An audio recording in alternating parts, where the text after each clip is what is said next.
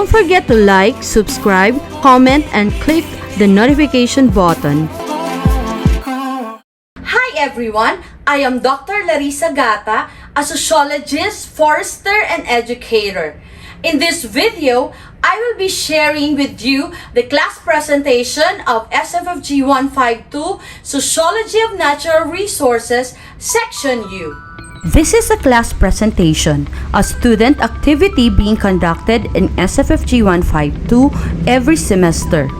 However, due to the COVID-19 pandemic, the activity responses have been modified to suit the virtual learning setup. Activity responses, or more popularly known as AR, refer to individual and group output-based tasks, which I have personally designed for each topic included in the course content of SFFG 152. If you have any inquiries and comments, kindly use the comment section and the students will be more than willing to respond to them to the best of their abilities. Hello, good evening, and welcome to our End of the Universe SFFG 152 First Semester Academic Year 2021-2022 Class Synthesis. I am your Master of Ceremony, Pamela Matoto. Welcome tonight. So, before we start our program, I would like to acknowledge everyone who's present here, our professor in charge, and also my classmates. So I would like for everyone who's watching, please hit that like button, subscribe button, and comment down below the hashtag #YouLangSapatNa. So to formally start our program, may we call on JD Francisco for the prayer. Thank you, Ms. Matoto. For everyone, a moment of silence for our prayer. Let us put ourselves in the presence of the Divine.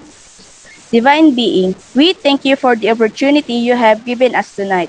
After months of perseverance and sleepless nights, we finally presenting our outputs for the different ARs being assigned to us. It is all because of your help and merciful love that made these things happen. We also thank you for providing us Dr. Gata not only as the facilitator of our classes, but also as the North Star as to learn the topics wholeheartedly with desire to learn more. Now, as we officially commence this program, may you take this night a celebration of life, a celebration of success. May you guide us further into the paths we are desired to take. We also pray to our classmates who are affected by the Typhoon Odette that through your help and love, they regain hope and the strength to survive another day.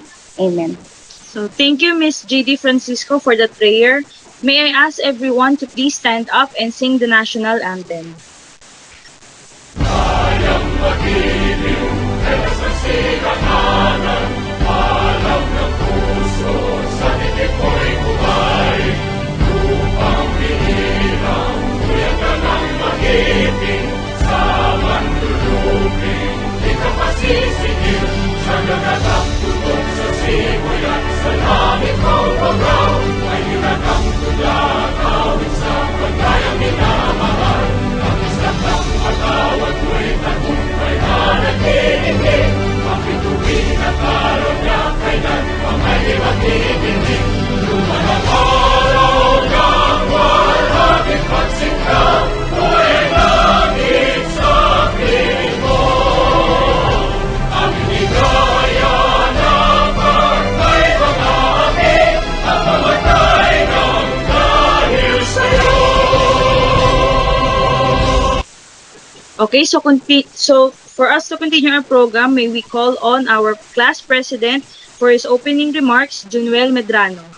So good evening everyone. I am Junuel Medrano, the class president of SFFG 152 Section U. First of all, I would like to thank everyone who are here with us today and those who made this program possible. Thank you to our professor, Dr. Gata, and to her student assistant, Justin, for always answering our questions. To my classmates, I know you did your best despite the many obstacles that we faced due to many reasons. Tonight, we will finally be able to see the output of our efforts. So sit down, relax, and enjoy the program. Again, thank you very much. Always keep safe and healthy, and advance happy holidays for everyone. Okay, for us to start the program, I would just like to explain all the what's going to happen. So this is the summary of all the activity responses from 5 to 9 made by the whole section U. So we will start off by AR5 which is titled Stakeholder Analysis. So the group 1 will present their output. Good day. This is the findings of Group 1 in the Stakeholder Analysis in Mount Apo Geothermal Project, a learning experience in sustainable development. Mount Apo is located in Davao. It is a protected area under the category of natural park. The major issue is the establishment of geothermal project. So for the methods in analyzing the stakeholders involved in the Mount Apo, the group first researched about an environmental issue, and as mentioned in the introduction, the major environmental issue is the establishment of a geothermal project. 50 stakeholders were then identified by the group through a Zoom meeting. Then the impacts, influences, power, and roles of these stakeholders in the natural resource management were discussed and analyzed. At the end of this, the top 10 stakeholders involved in the project was identified. There are 50 identified stakeholders in Mount Apo Geothermal Project. And of the 50 stakeholders, 40% or 20 stakeholders are active in environmental conservation, preservation, protection, and awareness. This includes the Protected Area Management Board, forest patrols, people's organization, and others. And on the other hand, 34% or 17 stakeholders are engaged in economic development.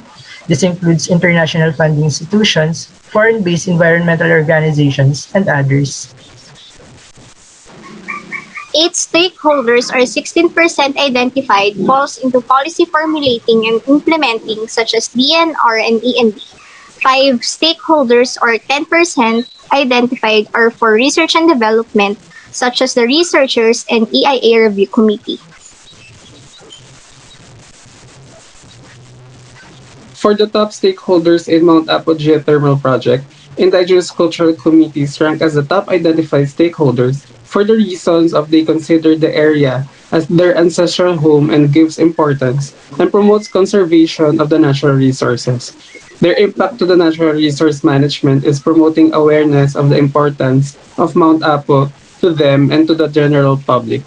It was followed by Task Force Sandiwa Foresters, local communities, and DNR respectively. So for the fourth stakeholders, the Association of Southeast Asian Nations or ASEAN, and its purpose is to accelerate economic growth, social progress, and cultural development in the region. However, due to the focus on Western approach on decision-making, ineffective bureaucratic structures implemented, therefore national priorities are favored over regional priorities. The next stakeholder is the impact assessment, which is a process that involves predicting and evaluating the likely impacts of a project on the environment, and its purpose is to assess the project impacts for Mount Apo. The next is EMB, which is the national authority in the Philippines that sets air and water quality standards and monitors ambient and point source pollutants. It proposes logical and considerable plans and programs for the social, cultural, and environmental aspects. For the ninth stakeholder, Mount Apo Foundation Incorporation. This stakeholder encourages indigenous tribes and other upland dwellers in the Mount Apo to safeguard and preserve their environment and culture. Lastly, Cotabato Tribal Council. This stakeholder is also identified as top 10 because it helps in undertaking environmental, cultural, and social services projects using the Environmental and Tribal Welfare Trust Fund.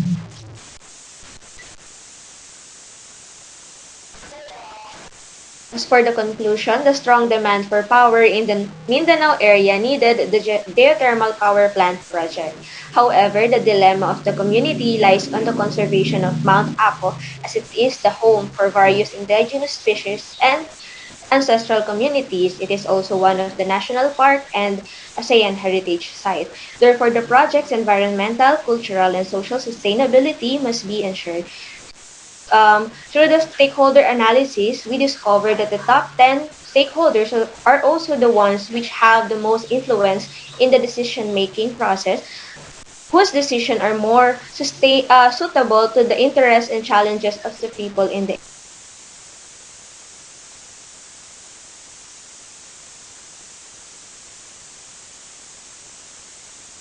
to hear the various stakeholders, the sustainability project of the Mount Apple geothermal plant became a success. That's all. Thank you for listening.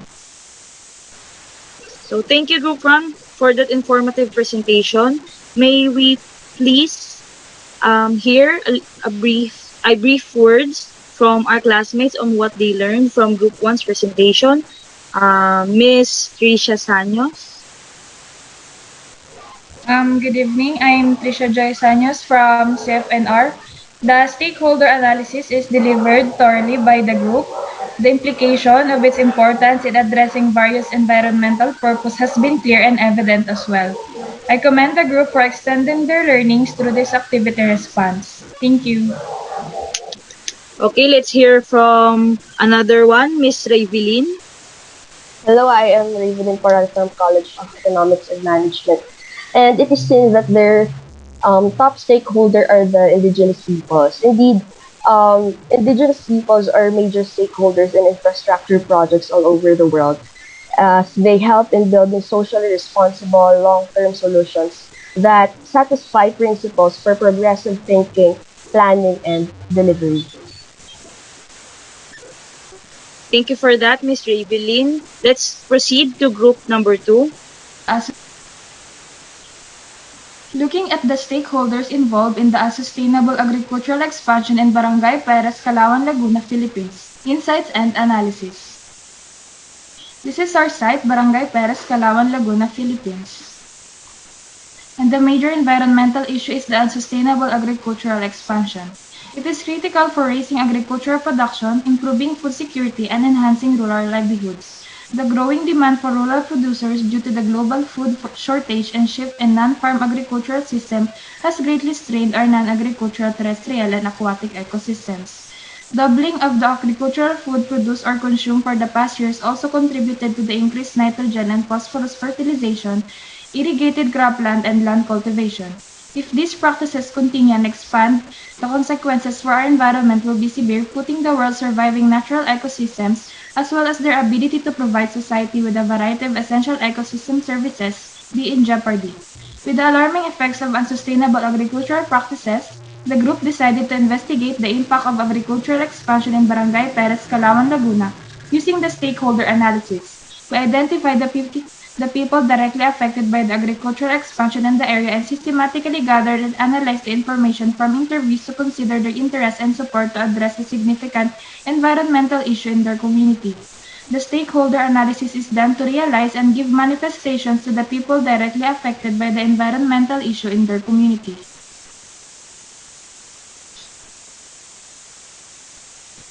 Conducting the analysis involves problem identification, decision-making, and the stakeholder analysis itself. The unsustainable agricultural expansion in Calauan, Laguna was the identified problem, and the affected sectors were primarily identified using primary and secondary data.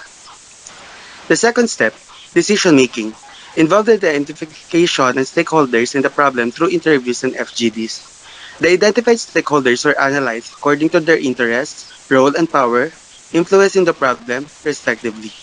The top 10 influencing stakeholders were chosen out of the collected stakeholders.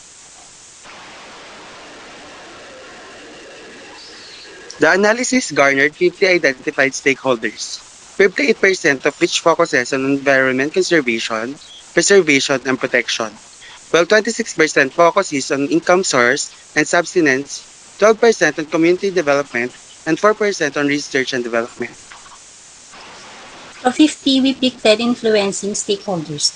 Top one on the list is the Department of Environment and Natural Resources, who is involved in land use zoning and planning and allocating lands for agriculture and forest land.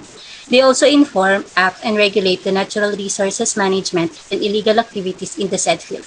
Second on the list are the local communities who depend their livelihood and food from the natural resources near them and through the crops that have been established in the area.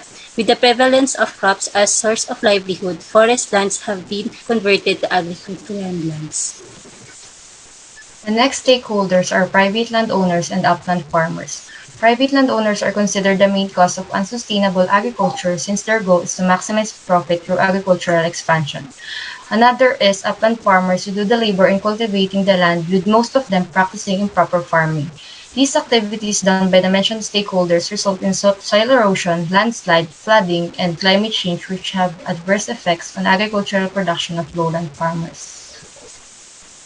Lowland farmers are affected by the unsustainable practices and experience decreased income brought by flooding.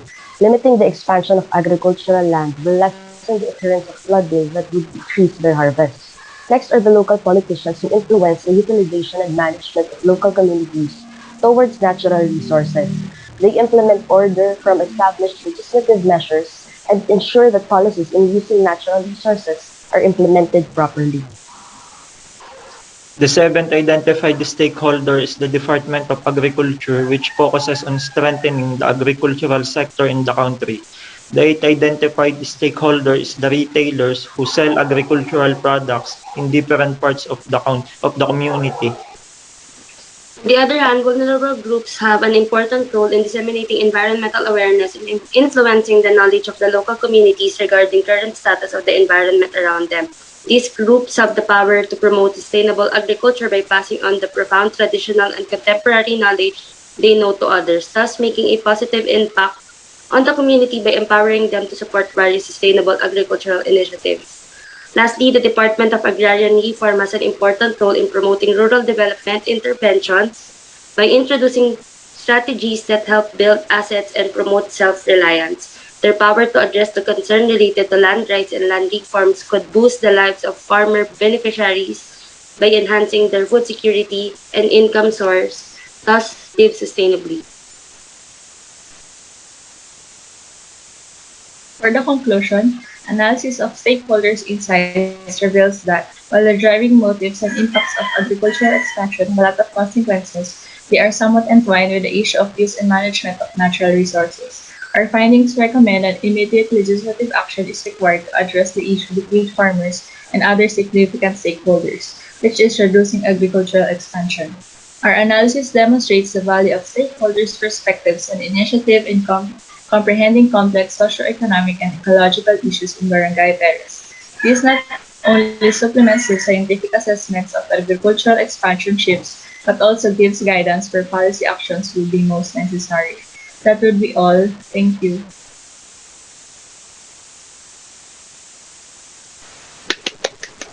So thank you, Group 2, for that enlightening presentation. So let's hear from our other classmates on what they understood about that. So, Miss Patricia, could you please say a few words? Good day to everyone. I'm Patricia Villanueva from College of Economics and Management. So the focus of the stakeholder analysis of Group 2 is on sustainable agricultural production, and they observed this in Barangay Perez, Calauan, Laguna. And just by looking at the problem, you can already see or predict that the stakeholders involved are somehow related in agriculture, environment, and society, since these areas are it contributes to the concept of sustainability. But the good thing about the stakeholder analysis is that it can also reveal other groups who are underrepresented or less acknowledged in the problem. And to do this effectively, their group followed the 3 steps in stakeholder analysis.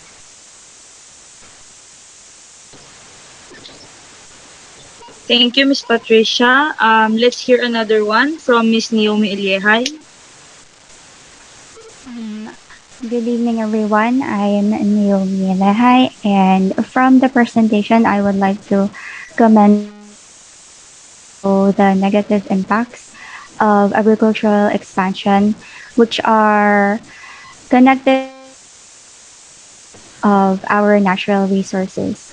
And I have learned that rampant agricultural expansion itself, without proper planning, may as well be a part of improper management of natural resources.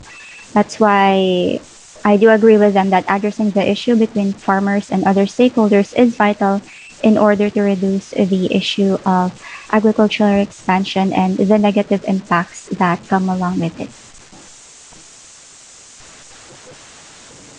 Thank you, Ms. Eliehai. And let's proceed to group number 3. Good day, everyone. We are Group 3 and we are here to present our activity response number 5, which is a stakeholder analysis and solid waste management. The presentation would contain a summary and report which will be discussed by presenters. The location of the study is Barangay Batang Malaki, Los Baños, Laguna. Now, moving on to the methodology, which will be discussed by Ms. Solano.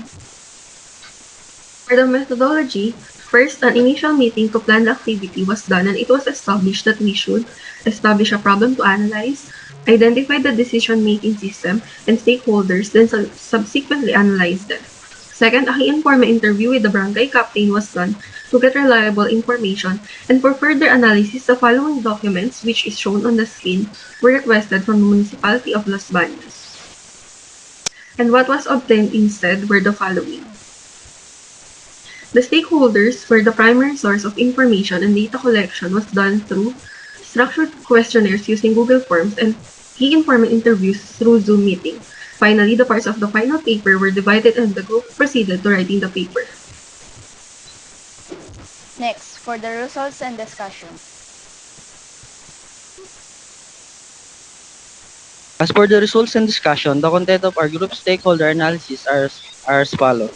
Description of the problem, decision-making process and identification of stakeholder, assessment of stakeholder. First, for the description of the problem, we have 3 categories. First is the environmental concerns of Batong Malaki, which is the solid waste management. Second is the problem with the material recovery facilities. Honorary Calao mentioned that the MRF is allegedly no longer owned by the municipality of Los Baños, and currently the MRF of municipality is located at the Barangay Putho, Los Baños, Laguna. And up till now, the municipality together with the LGUs are looking for the new site of MRF. Next is the challenges in solid waste management.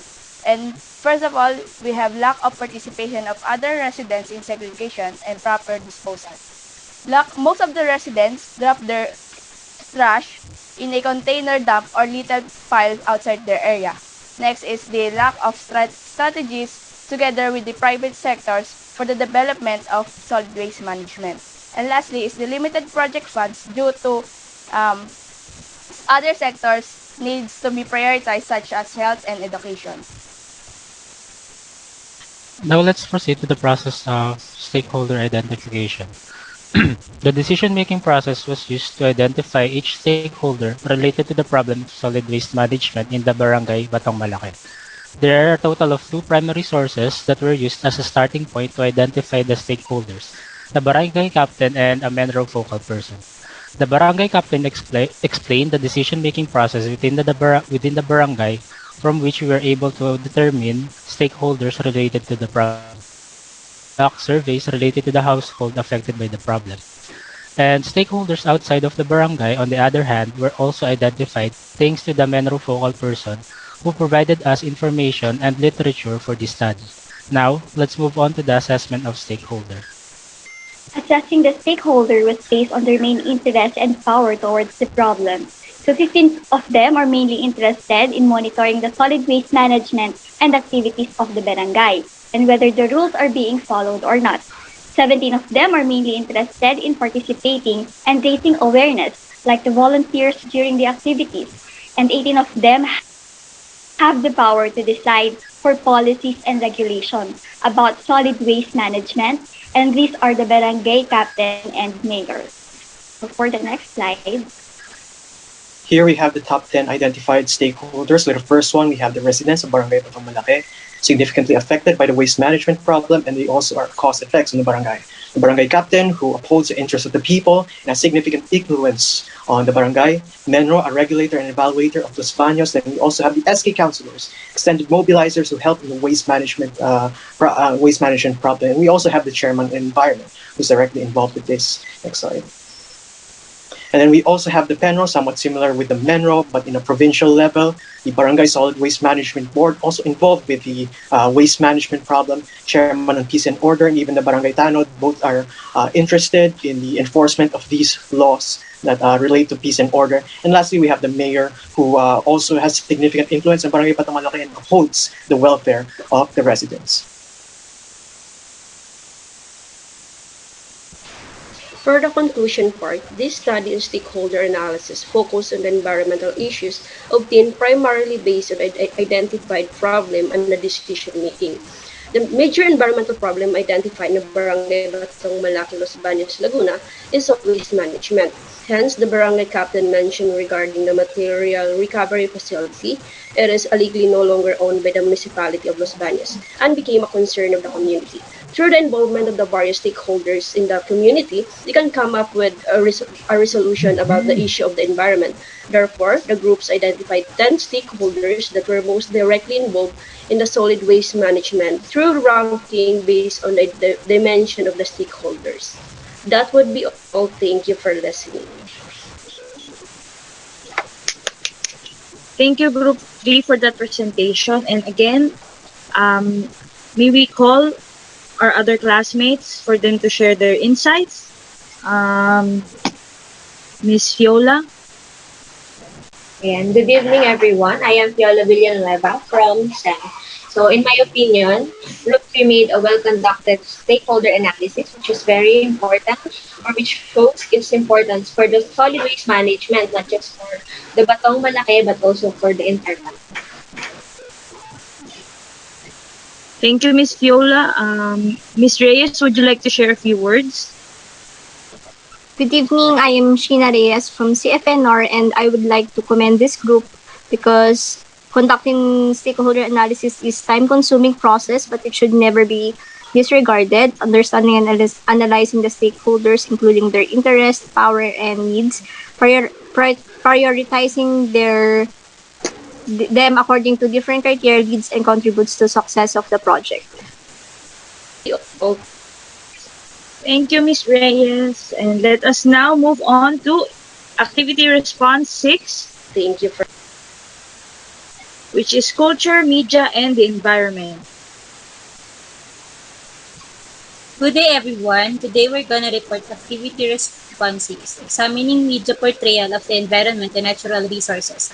The following are the stereotypes that was portrayed in the video. For the poster, as long as an individual is smiling, that person is okay or there's nothing wrong with his mental health, especially the LGBTQ community, as if they can't feel that way because of their gender. For the article, PH ranks 134th in 2019 World Press Freedom Index. The stereotype is that when people have a high position in the society, they have more authority compared to others, and that the things they do should also not be criticized even when wrong because of the power they hold. Alam mo, para sa akin, partner, pareho dapat pinapaira lang isip at puso, no? Kasi sa lahat ng bagay kailangan mo yan eh. Diba? It is shown in a 10-second video clip that the man is the one talking almost all of the time, which depicts the stereotype that men are the ones who have the final decision and women just have to always agree to what they say. I sold my hair. Joe, how could you? You're one beauty. It isn't going to affect the State of the Union. It'll grow back. In the movie Little Women in 1994, it shows that gender stereotyping in both male and female exists, and that people expect them to express typical gender roles. Nom nom nom nom. Commercial. The commercial showed that their food is very delicious, and if the popular actress or actor in the commercial, the product or she or he endorsed may look truly delicious. The next part is the media effect of newspaper. Type A, disseminate awareness towards the actual situation of the press. Type B, the media effect in terms of long-term impact shows the smooth functioning of democracy in our country. It is also important for people to be socially aware of what's happening in the Philippines and to avoid fake news. Type C, the short-term unintended media effect of the article is that the journalists in the country report wrong information. For type B, the long-term unintended media effect of the article is that the journalists are being killed or jailed because of wrong information that they are reporting. That's all, and thank you for listening. Thank you. Let us proceed to the next group. Media and environment. The poster that we have chosen is Glutamax with nano-white technology. The stereotype portrayed in this print ad is the comparative advantage of white women to Asians and black when it comes to beauty. In relation to environment, the usage of this product can result to air and water pollution and soil contamination, considering the possible improper waste disposal by users and its packaging made of plastic and non-biodegradable materials. The newspaper article we chose is entitled India Gets Its First Free Condom Store, which was issued on April 27, 2017 by Inquirer.net. The article tackles the alarming issue of HIV in India, as well as the slow action of the Indian government about it. However, rampant use of condoms, which often dispose improperly, contributes to the problem of improper waste disposal. The radio program we chose is Traffic for an Action, which shows about different issues brought or submitted by people to the show in order for them to be resolved. A lot of stereotypes have been presented in different episodes, but it is also a good thing that they include environmental problems with informational insights from specialists regarding the matter, which then raise awareness to the public or people watching and listening to the program. How to Be Single is our chosen movie which shows gender norms in terms of being a career woman, single father and mother, and a stay-home dad is still a debatable issue in today's society. Having everyone to just accept that these are normal setups or what is outside culture and tradition for most people is the key to progress. The Tide commercial shows women participating in a game regarding cleaning agents. Women are depicted as capable only house activities, especially with only asking the women regarding cleaning agents. This thinking should be stopped and must be lessened for all that works should not be associated with one's gender. The Tide commercial used to examine media effects. The Type A effect is that leads to make commercials to promote their business. Type B effect is that the public campaign in 2020 by Tide made their company feel sided with those affected by the pandemic. Type C effect involves the rumors such as having fair skin when using Tide. Type D effect, lastly, is the woman may be perceived in the long run as only doing household activities. That would be all. Thank you.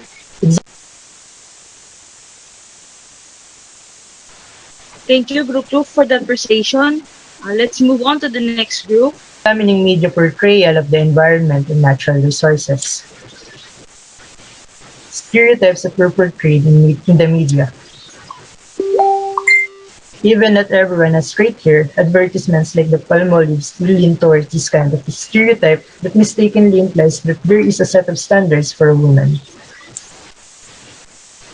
The article stereotypes minors, especially high school students, as frequent users of cigarettes as the government prohibits the selling of tobacco products near schools. Who are you? Wait, I'm the Lorax, guardian of the forest. I speak for the trees. The characterization of the women in the movie gave the viewers an ache and annoying view because of their roles as capricious and greedy humans. The number one alcohol, Green Cross. Proven na pumapatay ng mga bacteria at viruses na sanhi ng diarrhea, hepatitis A, trangkaso, at The gender representation is a stereotypes portrayed in the commercial media mostly hires women compared to the men to endorse hygiene and beauty products. Pero mula noong gumamit ako ng iBerry, tataka ko kasi titignan ko na nung kakantahin namin. Malinaw na, kahit na hindi ko nagamitin yung eyeglass ko, nakikita ko na maliwanag yung number.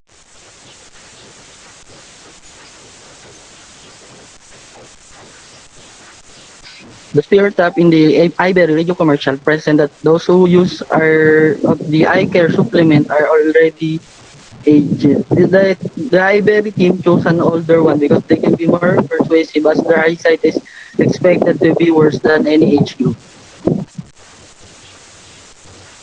Types of media effects. In Type A, it is short and concise, but the message that aims to convince audiences to buy the product work because of the testimony from a real user. On type B, the impact is on the fear that if the audience don't use ivory or supplemental medication for their eyesight, they will suffer from various eye illnesses or worse could lead to blindness. In type C, the fear that prolonged reading of books that have very small letters can worsen your eyesight. In type D, improper content on the real cause of blindness and eye illnesses in health commercials sometimes lead to stereotyping comments such as kaka-cellphone mo yan, kaka-computer mo yan. Good day everyone, we are Group 4 and we are here.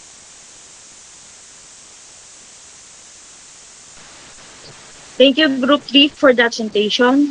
Let's move on to group number 4. And we are here to tackle about the different classification of media. In this type of media classification, it is evident that the proponents or the companies that are making this type of advertisement is promoting their products to make profit. However, we tend to disregard the other meaning or stereotypes behind this print advertisement. An example of this is how changing diaper is not often associated with the task of men.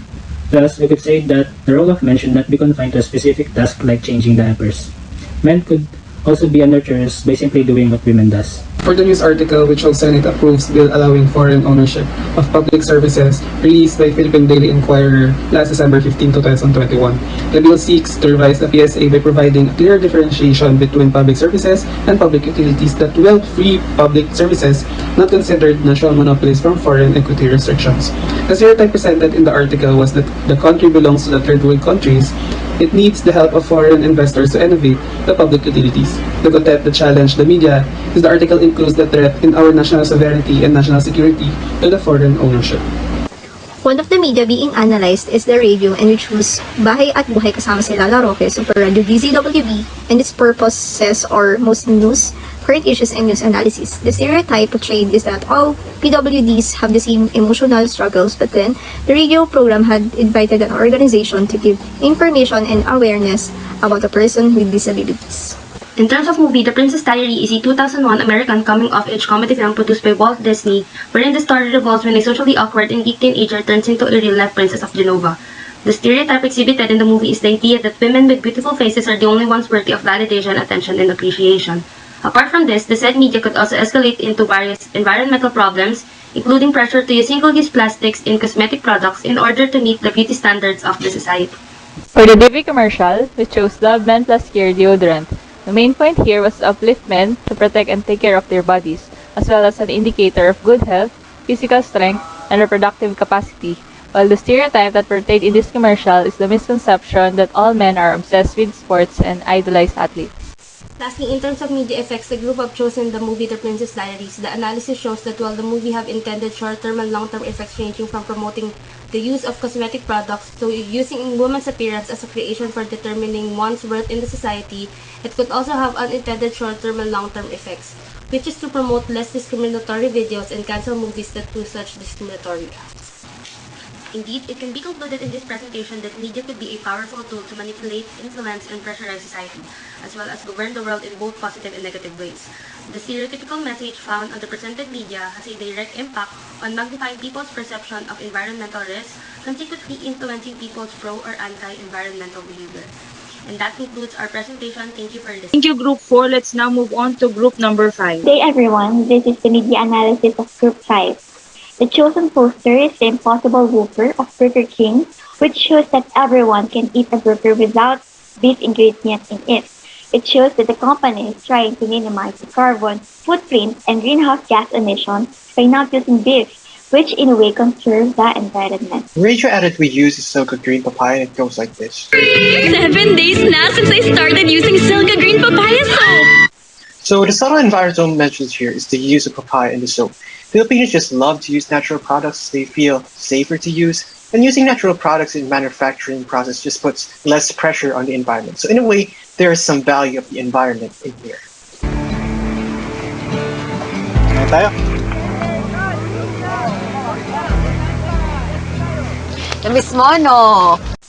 Movie shows that fast food restaurant as a challenge to the stereotype, the production use earth-tone clothes as simple designs that expresses serenity, symbolizing the peacefulness of the environment.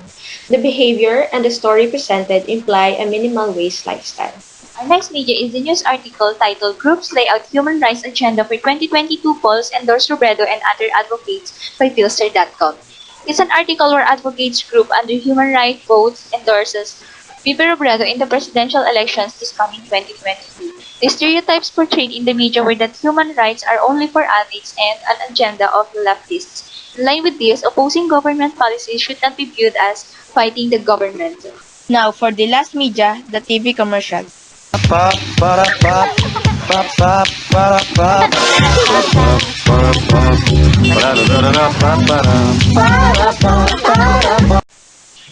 The carbon footprint being made from producing the ingredient included in the skin whitening lotion is one of the cost impact of the environment. Another is the soil contamination due to improper disposal of untreated lotion waste or expired ones. The type A media effect is to buy the product. Type B is to promote vegan or vegetarian lifestyle. Type C is to investigate whether the production process does not involve any meat. And type D is to put pressure on other fast food chains to be environmentally friendly and see livestock industry as bad to the environment. That's all. Thank you. Thank you, Group 5. And before we move on to the next activity response, may we please have a few words from Mr. Francis Buno on his take on from the group's presentations. Hello everyone, so I am Francis Puno from SEM, and first and foremost I'd like to commend everyone for doing a job well done, and I commend everyone because they were able to extract very hidden from media, conservation, and all sorts of issues. Congratulations. Thank you, Mr. Buno. Let's hear a few words from Ms. Giselle as well.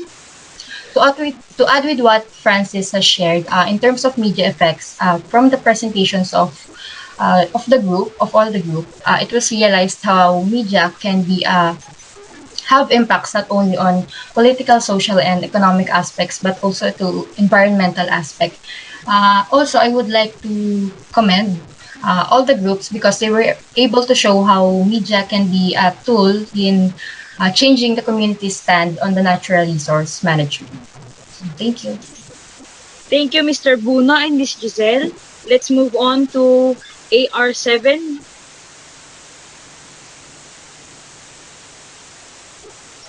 Good day, everyone. Which is culture, media, and the environment. Good day, everyone. Population dynamic and resource use is the state of the country's population and natural resources. The pyramid of Thailand is almost pentagonal in shape with the majority of the concentrated ages from 40 to 50 years old. The focus on the industry sector, service sectors, and exporting can explain why the country currently have the problem with pollution.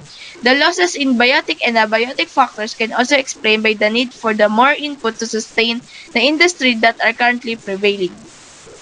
The pyramidal structure of the Philippine population gives it usage of the country. The Philippines is a third world country with young dependents and marginalized sectors that both need resources to survive. This leads to higher resource consumption, causing over-extraction or illegal extraction in the country. Combined with weak enforcement, the priority to satisfy daily needs also interferes with the efforts to prevent pollution in the country. Our next country is China. China has the largest population and economy among any country in the world.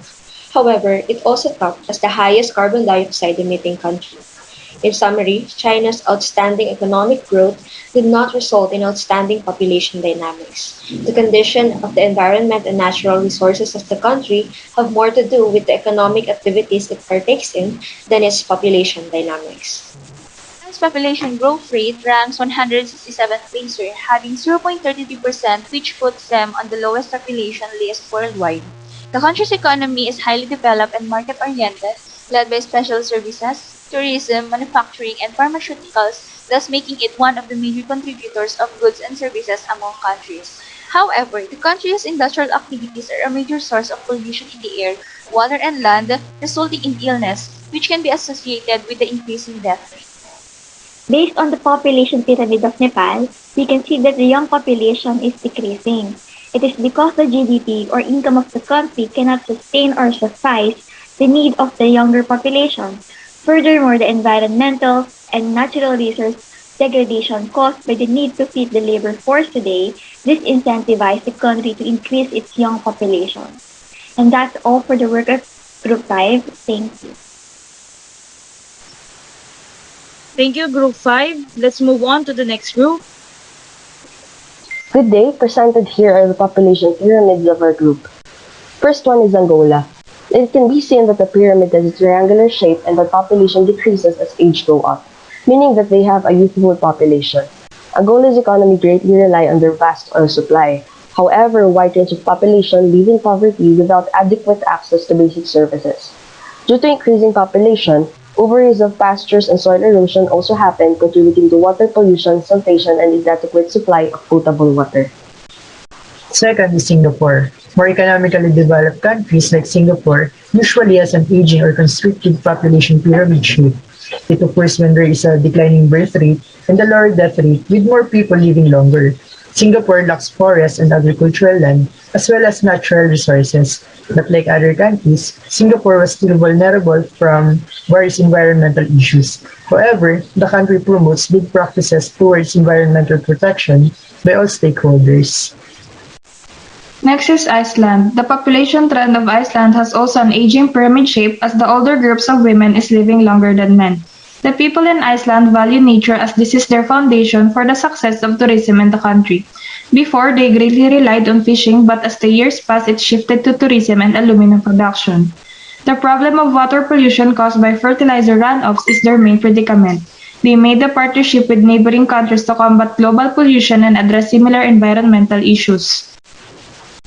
Next is Indonesia. Indonesia is considered as an expansive population pyramid shape because of the age structure wherein the younger ones have larger percentage in the population while smaller with adults one. The Indonesian environmental and natural resources issues are the larger scale deforestation and other related wildfires. Thus, Indonesia is still considered as the largest economy in Southeast Asia because it is a source country for labor migrants and highly skilled migrant workers. The population pyramid of Timor-Leste is distributed between male and female that is not unramified in age group. The shape of pyramid evolves until the ages 18 to 20 and start to decline afterwards, reaching the population growth of 2.19% in the median age of 19.6 years. Timor-Leste values the land and sees cultural farming production. It is the main income, although environmental hazard considerates as they overutilize its resources, contributing to the loss of biodiversity. Good day, we are Group 4 and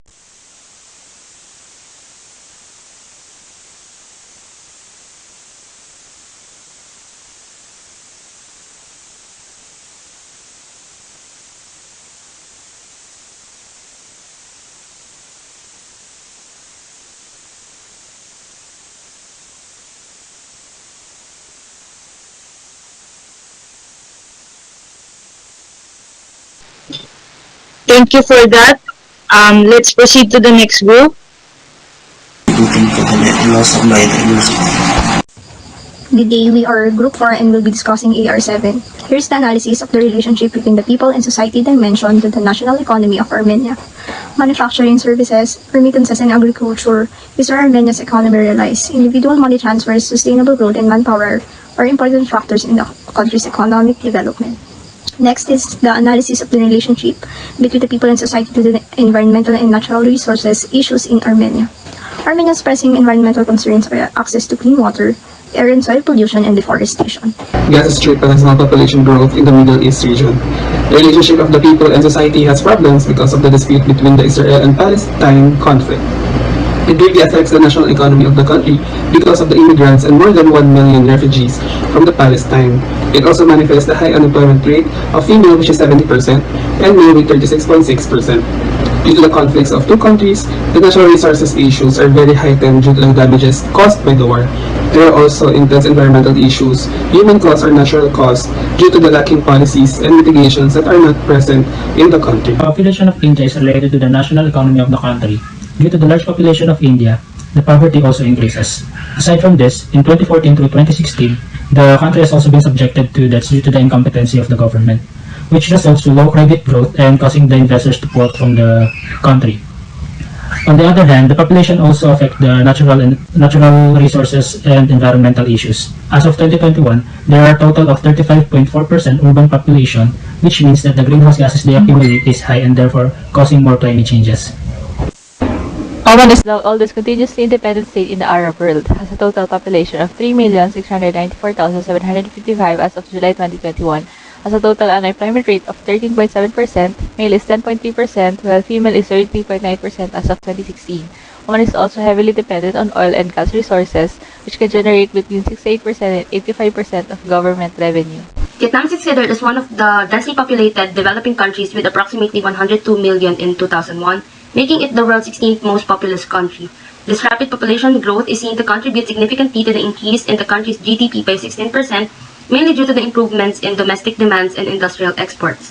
However, despite the positive impacts of high population rate on the economy, it also shows that continuing increase in population has put pressure on natural resources in general, and forest resources in particular. Essentially, population increase adds to the destruction of forest resources, as seen by the increasing rate of deforestation in the country. In this manner, we could say that none of the greatest challenges of our time can be resolved without attention to population dynamics. The analysis of changes in population growth rates, age structures, and distribution of people is important as it has a closely linked relationship to the national and global environmental changes. Good day, everyone. We are Group 2 and we are here to discuss activity response number 7, which is demography and natural resources. The first country that we have chosen is Russia. From the pyramid, it can be observed that Russia has low birth rate partnered with high death rate. High death rate is mainly attributed by the prevalence of circulatory diseases which are caused by smoking, breathing of secondhand smoke, and pollution from agricultural operations, heavy industries, and emissions of coal-fired electric plants. On the other hand, the country has low birth rate due to high abortion rate as a result of low quality healthcare due to lack of funds and corruption by government officials. The next country is South Africa, in which their population increased over the course of 11 years. With a rise of 6 million people, it is expected that the growth rate would increase 1% annually until 2030. In terms of economic value, they have an abundant supply of natural resources, energy, and stock exchange, in which they are also included in the top 20 in the world. However, in 2017, the economic growth has slowly decelerated, so that leaves unemployment, poverty, and inequality as a challenge. The third country, Bhutan, is a country of less than 1 million people. More than half of its population is considered as working force, which help in boosting the country's economy. The main source of economy in the country is the fields of hydropower, agriculture, and forestry. These fields are linked to environmental problems such as soil erosion, limited source of potable water, wildlife conservation, industrial pollution, and waste disposal. Next is Hong Kong. Hong Kong's population pyramid resembles the East of Spades shape, which represents a country with free and accessible healthcare system. Empowered individuals, fear of child costs, and decreased marriage couples are connected with a decreasing birth rate. Last is the country of Laos, which is mostly rural and the youth population is greater than the elderly. Even though the country has made huge progress in decreasing its poverty rate, the issue of income inequality is still rising, with ethnic minority groups mostly being affected. The country also has a small number of unemployment rate, and while still underdeveloped, the country has been strengthened and economy has been strengthened, and it's able to gradually decrease its debt and become more independent from other countries. That would be all. Thank you.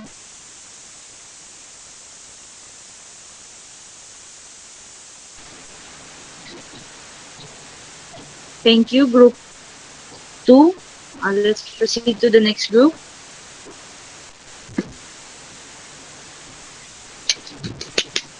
Good day. Today we are going to discuss about the population dynamics and resource use of Israel, Japan, Pakistan, Qatar, and Yemen. The first country that the group chose is Israel. The total population is 8,787,045. The higher population growth rate, which is 1.45%, that has a huge impact on environmental variables from resources availability to environmental quality. Israel population resulted in air pollution and water pollution due to the domestic waste. Next country is Japan with the populations of 124,687,293. and Japan became one of the largest economies in the world through the cooperations of government industry and their high technical knowledge and skills of 36.8% working population. However, the economic growth slowed down in 1990, which led to economic deflation. Japan continued to address the economic problem, but due to the low birth rate and an aging, shrinking population, they struggled in ending the deflation in their country. As of July 2021, the population of Pakistan is 238,181,034 with ages 15 to 54 covering 54% of the population. Pakistan mostly depends on its agricultural sector. However, because of the large population and urbanization, pollution and deforestation is prominent. The fourth country that our group chose is Qatar. The total population is 2,479,995 as of July 2021.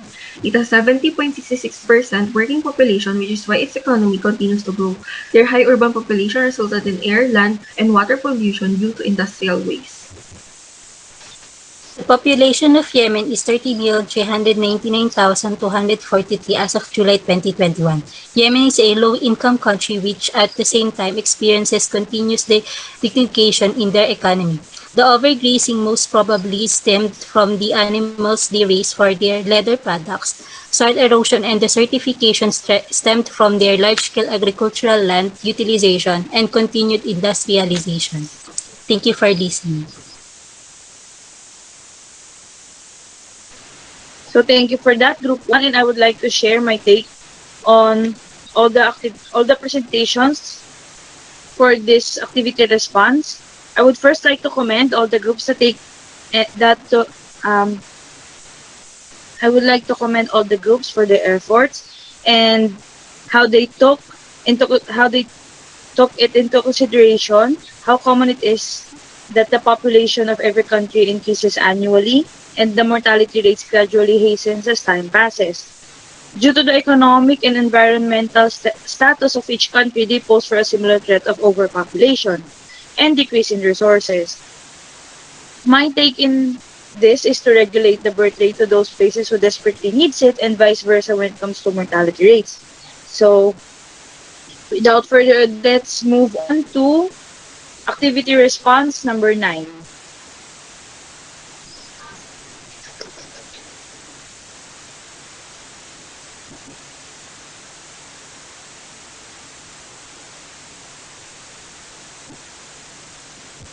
So activity response 9 is titled as Natural Resource Governance. We are Group 2 and we are going to discuss activity response number 9, which is about natural resource governance. To start, natural resource governance are the institutions and processes that determine how power and responsibilities over natural resources are exercised. Its effectiveness is crucial in determining ecosystems which contribute to human well-being and which has long-term prospects for environmental conservation. Calauan is a second-class municipality in Laguna. The municipality is known for its abundance of agricultural crops, including piña and coconut. However, expanding agricultural lands detriment the forested lands in the municipality.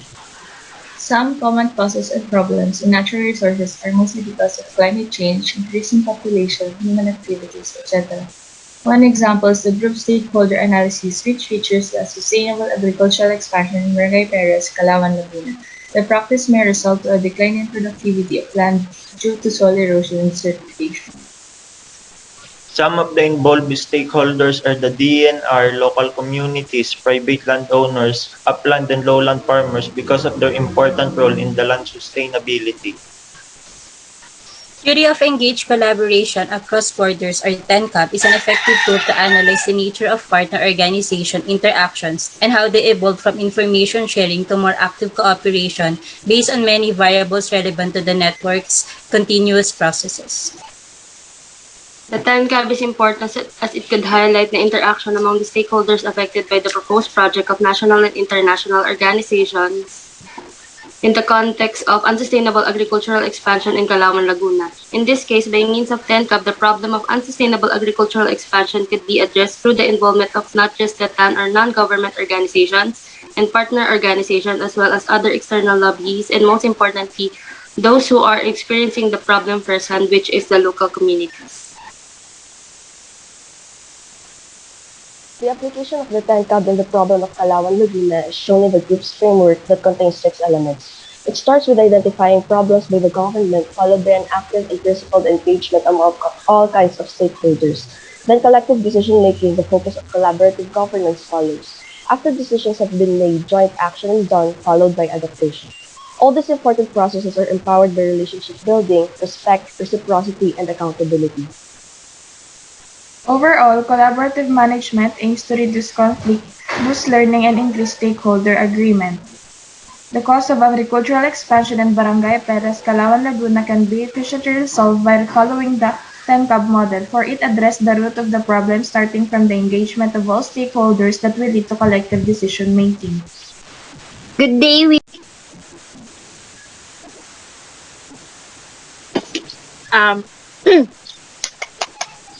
Thank you for that, Group 1. Let's move now to the next group. Of all stakeholders. Women in environmental decision-making in Ecuador, Liberia, and the Philippines. The case study found out that women excels in general, especially in environment. Here's the framework of analyzing this. First is the inconsistent implementation of gender policies because some parts of the Philippines where women are not allowed to participate in decision-making. So the next part is the restricted ability of women to reach high-level environmental decision-making positions in the Philippines. It all goes down to the history in where women are not allowed to make such decisions because men are always considered to be on those positions.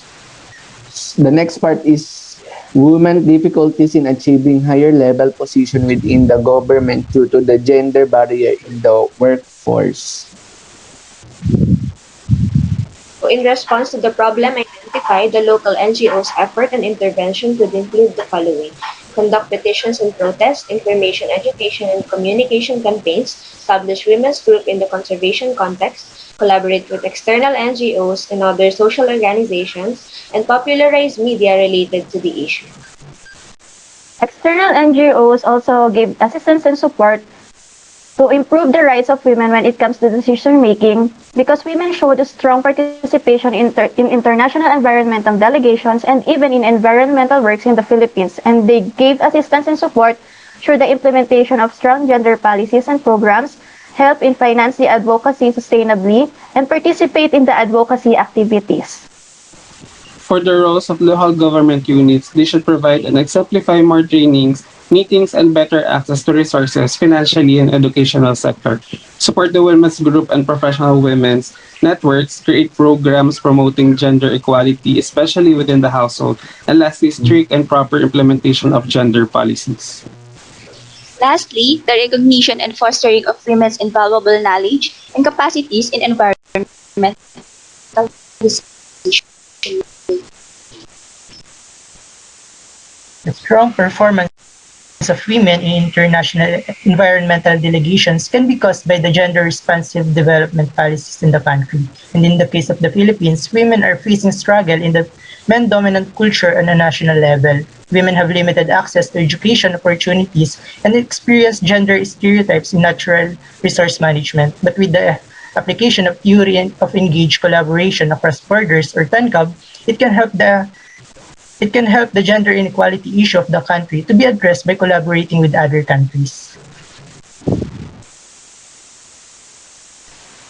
Thank you, Group 1. Let's now move on to the next group.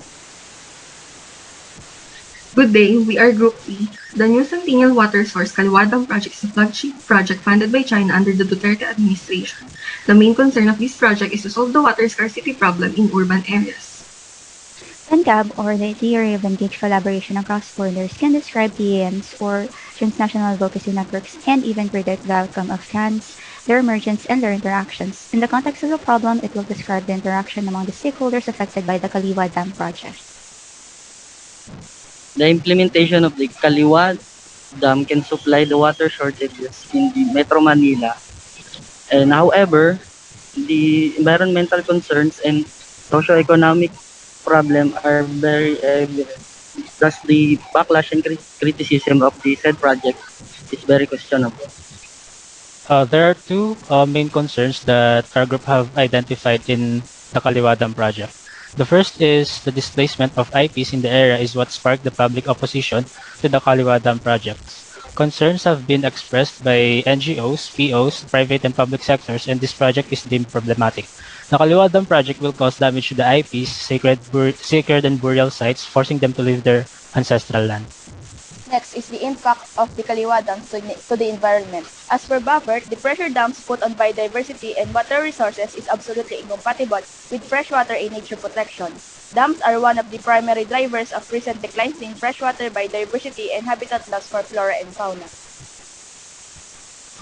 The stakeholders that are involved in TINCAP analysis for new Sentinel Water Source Kaliwa Dam project, their primary mission is to conserve nature and reduce the most pressing threats to the diversity of life on Earth and the World Wildlife Fund. Another important stakeholder is the new NGOs that made such stop Kaliwa Dam to oppose the project. The presence of the IPs is reliant on the environment of Kaliwa Dam, NGOs, and lastly the private and public sectors. In conclusion, the TENCAB explains how science are produced to amplify the concerns in Kaliwa Dam project to the state for a better natural resource conservation. TENCAB can be further expanded to predict the success of advocacy in terms of stability and acceptance by the state. For this, we use the 4 dimensions of advocacy as measurable parameters. The higher the scores in the parameters, the higher the stability of the advocacy within a TAN, and consequently, higher acceptance rate of the advocacy as seen in this proposed paper.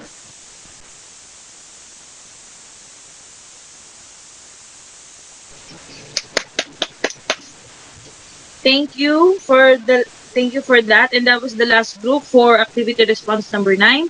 May we please hear a few words from Miss Naomi Eliehai and her take on the TENCAB. Thank you.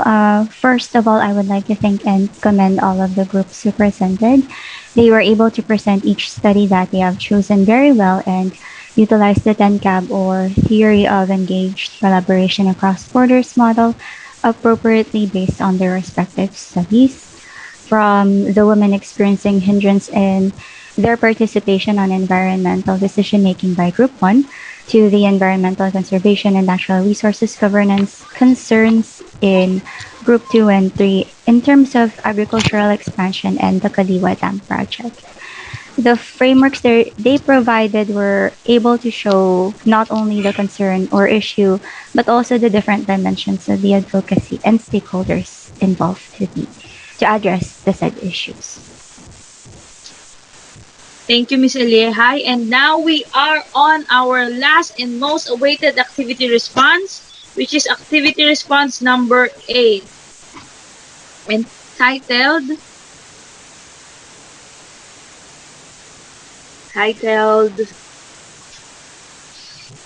Women in Environment and Natural Resources. So, ready your cameras and let's hear it from group number 1.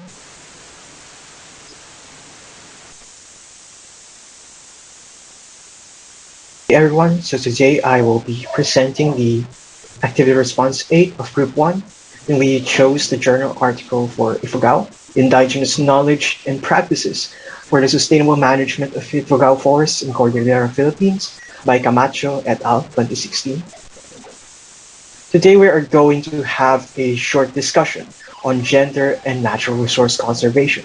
Typically, we see patriarchy dominating anything, even practices relating to natural resource usage, but it is also possible to see a more balanced representation of men and women in natural resource management. And we can use the Ifugao as an example. Here we have pictures of Ifugao women. You can see that they're wearing a tapis, a traditional clothing worn by Ifugao women. Interestingly, Ifugao women did not have upper garments back in the day. It is only in the modern times that they were forced by society to wear upper garments. Women are as important as men in natural resource conservation and sustainable farming. They play a role in weeding and harvesting of their farm commodities. And now next we have pictures of Ifugao men and also a video of Ifugao men. They wear a bahag, a traditional clothing worn by Ifugao men. Notice that both of the emphasized garments for both genders are lower garments, as if the two genders have distinguishing yet similar clothing because they're both lower garments. The primary purpose of wearing a bahag is to cover the male's private parts, and usually this incorporates plants and animals that showcase the resources found in different communities of Ifugao. Men typically serve in farming practices that are sustainable through land cultivation practices, where, of course, they prepare the land. And just like in the video. In conclusion, as we can see, these two genders have equal roles in natural resource conservation, and in this case, farming. Both genders have roles that they fulfill within their culture, and they're both highly respected. And that is all for our report. Thank you. Thank you for that, Group 1. And let's hear it from Mr. Elizar Luma and his experience in terms of cross-dressing. Thank you. First, I would like to thank and also commend my group mates for being understanding to the resources we have for this activity response. We all know, we recognize all the limitations of the people who will be cross-dressing on their resources. So, the experience in changing the normal dress on the perspective of indigenous group is hard. At the same time, it's fun to experience those things. It is hard because the traditional dress they use is really hard to provide because it is native just for their tribe. It's fun because providing the dresses and things they usually wear makes you really think playfully to provide it. I did not really experience how they do the weeding or farming in their tribe using the tapis, but I know it's hard to do because especially on how they practice it on their community. That's all. Thank you. Thank you, Mr. Eleazar Luma. And now we shall proceed to group number 2. Good day, everyone. We are Group 2, and we're going to present our activity response sheet about the valuing the contribution of women in natural resources conservation. Our chosen indigenous community is the Kalanguya tribe. The tribe dwells in the Karanglan mountain range in Nueva Ecija, while others live on the opposite side, which encompasses parts of Pangasinan, Benguet Province, and Ifugao. According to history, the Kalanguya tribe originated from Ifugao hinterlands. Kalanguyans are ecosystem people with traditional practices that contribute to the protection and preservation of the environment and natural resources. The agricultural products of the Kalanguyans are vegetables, rice, corns, onions, and other root crops. They have their own traits, rituals, and beliefs, which are manifested on their living traditions and performances, which must be preserved and passed on from one generation to another. However, the Kalanguyans are not recognized as a separate ethno-linguistic group by the National Commission for Indigenous People, but rather as a subgroup of the Ifugao. The women and men of Kalanguya are stewards of their ecosystem who are intimately connected and knowledgeable of their environment. Women's role in the natural resource management involve protection, maintenance, and supervision of the forest protection and conservation measures constructed by the men in the tribe. They also lead in the performance of rituals and festivities associated with resource management and protection. On the other hand, the men in the tribe do the manual labor such as constructing structure to prevent soil erosion, putting warning signs in sacred and vital areas aside from planting. All in all, women and men work side by side in wildlife protection, soil conservation, and other activities in protecting and managing natural resources which are necessary for the tribe's survival. That's all. Thank you for listening. Thank you, Group 2, for that presentation. And may we call on Mikey for her to share her experience on cross-dressing. Good evening, everyone. I got so much attention from people, and they also asked why I was going to wear clothes for men.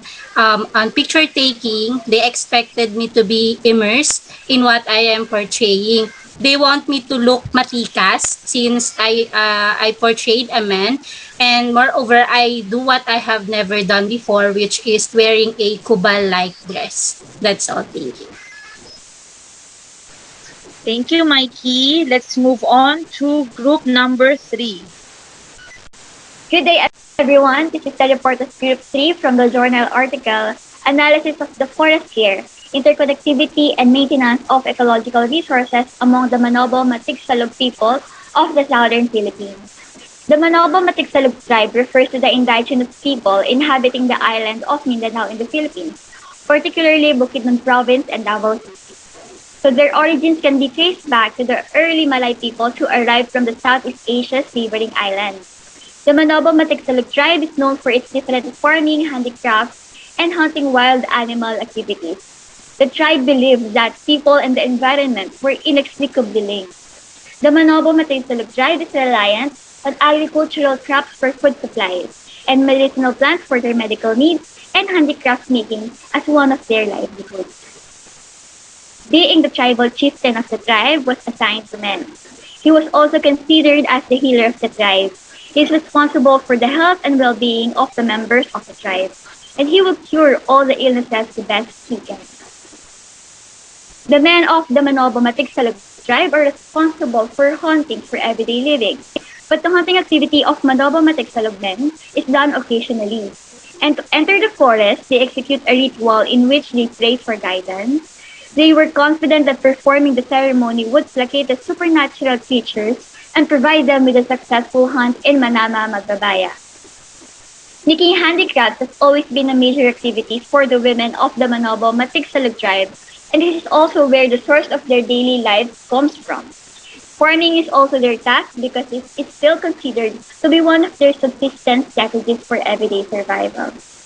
Indeed, taking into account the different roles and responsibilities of men and women is essential for sustainable natural resource management and the effectiveness of NRM policies and programs. Awareness of the unique roles men and women play in their communities could lead to various bodies of knowledge about the environment that surrounds them, and thus make practical solutions to prevailing management issues they are facing.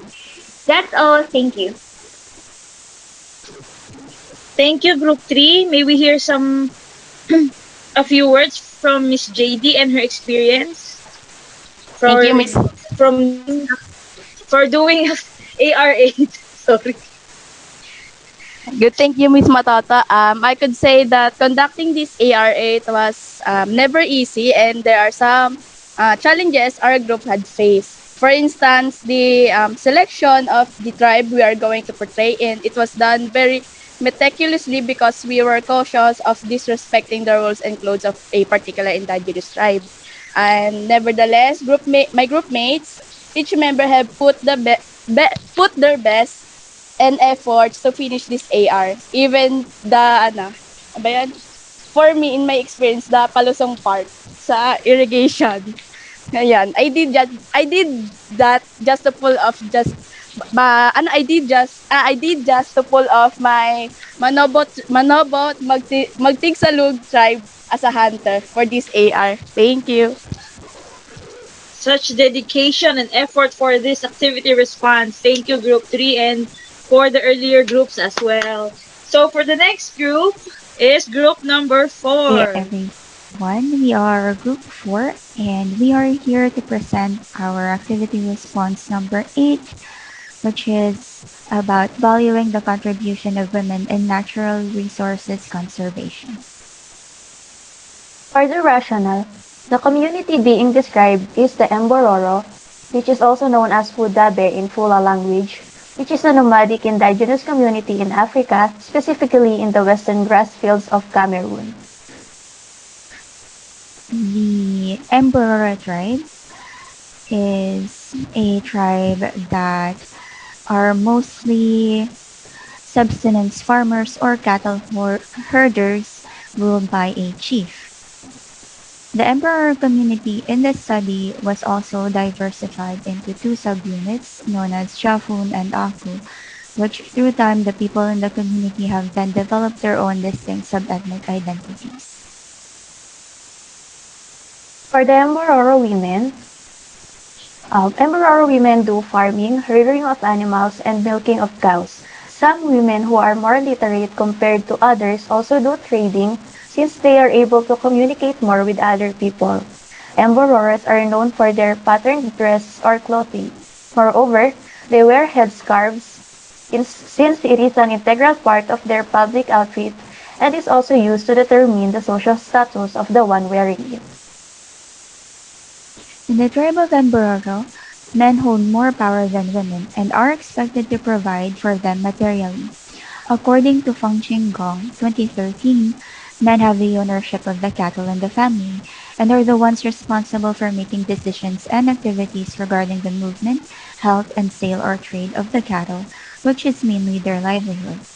They are also the ones who teach the male children in the community about cattle grazing and care, rope making, and horse riding. They also wear the same traditional clothes as Ambora women, but instead of wearing headscarves, they wear headgears. That would be all for our report. Thank you so much for listening. Thank you, group number 4. And may we hear from Mr. Chinuel Medrano on his experience? First of all is, ngayon ko lang na-realize nung nag-crossdress ako, pag nagsuot pala ako ng pambabae, mukha pala akong napakaganda kong babae. Tapos, yung experience ko is yung ginamit ko pang damit dun sa AR8 is duster pa ng nanay ko kasi parang malapit siyang damit dun sa tribe ng Mambobon. Yun lang po. Thank you. Thank you, Mr. Medrano. And let's move on to the second to the last group, which is group 5. The role of Muslim men and women on the natural resource management of Islam communities towards sustainable development. Rationale. The religious community of Muslim tribe is chosen because of their practices with regards to the integration of conservation and management of our forests with their religious beliefs. This is a traditional image of a Muslim woman. Shown in the image is the traditional clothing of Muslim women where their bodies starting from the hair, waist, knees, and ankle are covered. Their long, loose-fitting cloth regards for purity and modesty. She is wearing a long robe which is called tob and a gutra, a headscarf also called a hijab. This is a traditional image of a Muslim man. The Muslim men also upholds the same virtues with women having modesty and dignity as their main principles. The man is wearing a turban, a rectangular piece of cloth wrapped around the head or over a skull cap. The colorful robe is called disdasha, a variation of thobe in Kuwait. The Muslim men are treated equally with women. Islam establishes true and complete equality between men and women, summed up in the Prophet saying, "Women are full sisters of men. Whatever the women do, the men do it as well." They both work equally to promote sustainable development as stated in Allah's teachings in the Quran. Both men and women work in the agriculture, some tended to animals and work in weaving and cloth making, either in home or industries and other trades. The woman is bowing and praying in front of a tree as a symbol of respect towards God's creation. The man, on the other hand, is taking care of the goats in the pasture lands as this is his responsibility and taking good care of God's creations as well. That's all. Thank you. Thank you, group number 5. And let's hear it from Mr. Nino Guevara and his experience on doing activity response number 8. Good evening. I am Nino Angelo Guevara from our group. My experience on cross-dressing was unforgettable. It was the first time I wore female clothing. At first, I really do not want to do it because I know I'll catch attention. It will be funny for the surrounding people in the place. Also, I never wore a female clothing before. But I suddenly think that cross-dressing is another way of understanding the female's role in the other tribe's culture. About the clothing of female we chose, it is comfortable. I can move freely and without hardship. However, I cannot wear that again as I am a male and I am not part of their tribe.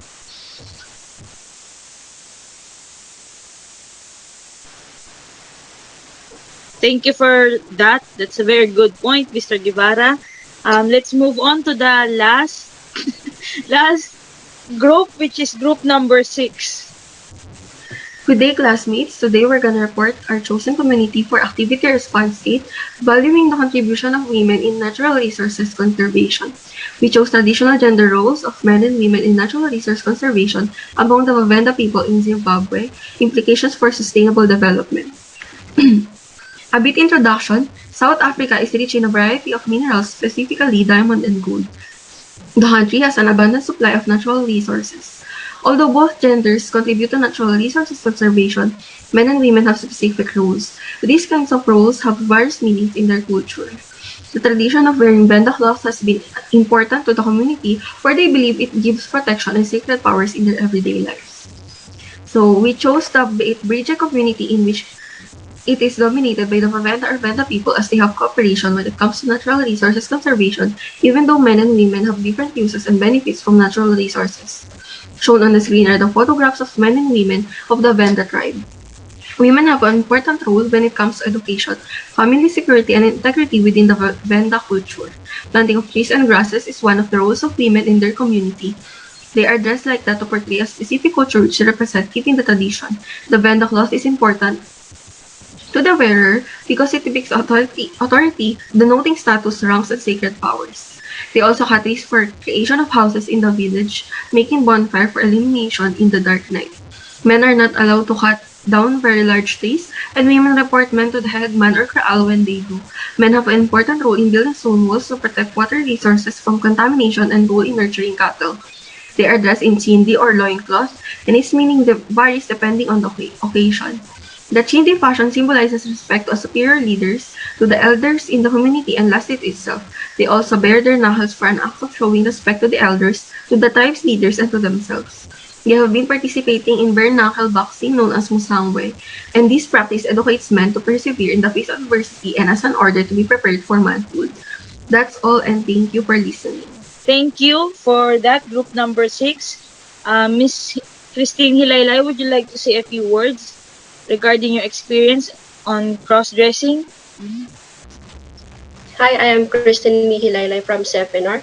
For me, it was challenging since I don't have the materials for a specific attire or any related patterns of the attire of Benda people. Hindi ako basta makaka-uwi kasi nag-a-apartment ako ngayon. And sobrang mahal ng pamasahe. So I had to improvise. It so happened that I have a blanket with the same color, at least a similar pattern, and a shirt as well. So overall, I enjoy it together with my group mates, the experience for this kind of activity. Thank you. Please hit the like button, subscribe button, and comment down below #YuLangSapatNa. Thank you, everyone. I hope you enjoyed watching the video. Please don't forget to subscribe, like and comment, and ring the notification bell. I'll see you in the next video. Bye!